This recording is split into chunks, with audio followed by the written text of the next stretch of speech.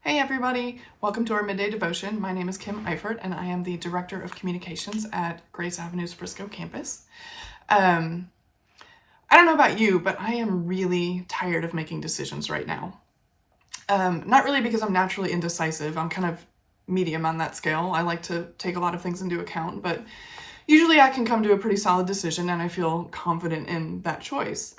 The problem right now is that all the decisions we're making seem a lot bigger than usual. The information we need to make these decisions isn't very clear. Are there any facts anymore? It feels like facts are very 2019. And right now, everything is just up for debate. So it makes decision making really, really hard. My kids have been in virtual school since the beginning of the school year. I mean, I guess really since March of last year, but for this school year, we made that choice for them. And they're ready to go back to face-to-face. They need to get back in the school. And I know it's different in every district, but for us, we get to choose every 9 weeks. So they are set to go back to school on Monday. And, literally as I'm filling out the form online to send them back, I close out, check my email, and I've got a notification from both of their campuses that there's, COVID case that week on their campus.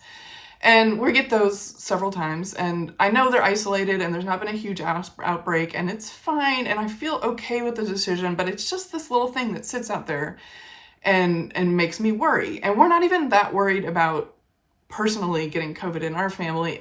We're worried about spreading it and continuing this cycle where we can't get out of it. So those decisions are just really complicated. My husband and daughter, they both have allergies, and this time of year they have really bad allergies, and my other daughter and I don't understand it, and we're very lucky because we don't have allergies. But right now it's like every cough we have to examine. Is it a dry cough? Do you have a fever? Do you need to get tested? Where have you been? Have you been safe? Have you worn your mask? Just lots of little decisions that feel bigger than they should. Social engagements are really complicated, trying to figure out where everybody is comfort-wise. Can we be inside? Do we need to be outside? Can we share food? How do I feel about all of that? Making decisions for yourself is really difficult. It's really hard. We have the election. The election is like this huge, big decision, and it feels even bigger this year. And this is where I remind everyone to go vote. It's important. Everybody, every one of you, go vote. I already did, so I'm not in decision-making mode with that anymore, but it was still really hard. Not that I wasn't sure who I was going to vote for, but to be honest, I wasn't really super happy with any of the decisions, but I had to make a decision. It was another choice that I had to make recently that felt way bigger than it usually does. So all of that is to say that I think individually and collectively, we're all tired. We have this exhaustion around the choices we're having to make and trying to find the right information to make those decisions. And I've noticed that there's this phrase kind of going around right now you hear it on talk shows, and I think there's a book title. It's sort of this self-help stuff that's going on right now, and it says, do the next right thing. And I think there's something really profound about that. It essentially means you can't see the expanse of everything. It's too much. So all you can control is the next step that you're trying to make, the best decision that you can make in that moment. And that isn't to say that you shouldn't pull back and look more broadly at how this affects the things around you. It's just to say that once you've done that, you have to trust that what you do is the next right step. And I'm reminded of that when I read Psalm 119. It says, starting at verse 105, "Your word is a lamp to my feet and a light to my path. I have sworn an oath and confirmed it, to observe your righteous ordinances. I am grieved and afflicted. Give me life, O Lord, according to your word."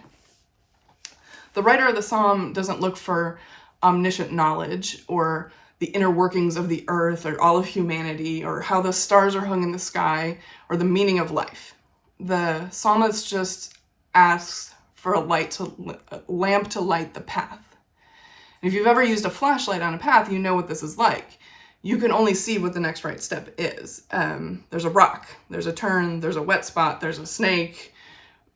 If we commit on our end to what they call the righteous ordinances, to try and do the right thing, the best thing we can do is follow the lamp at our feet.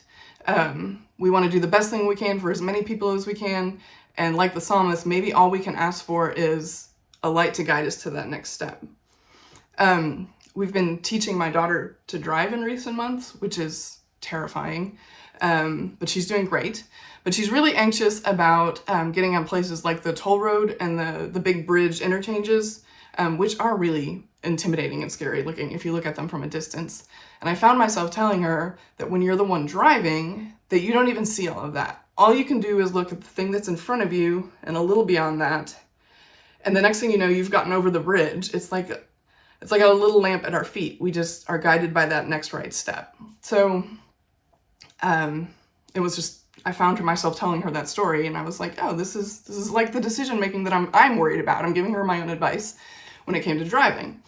So if you're like me and you're tired of making all the complicated decisions that you're having to make lately, I hope that you can take a deep breath, and I hope that you can have a little chat with God and ask for at least enough light to see the next right step on the path. And if we all do that, maybe collectively we can make some really good choices together as humanity, and we'll all get through this. So that's what I have to say. Have a great Wednesday, everyone. I hope you can see the light at your feet as you walk through the rest of your week. Bye.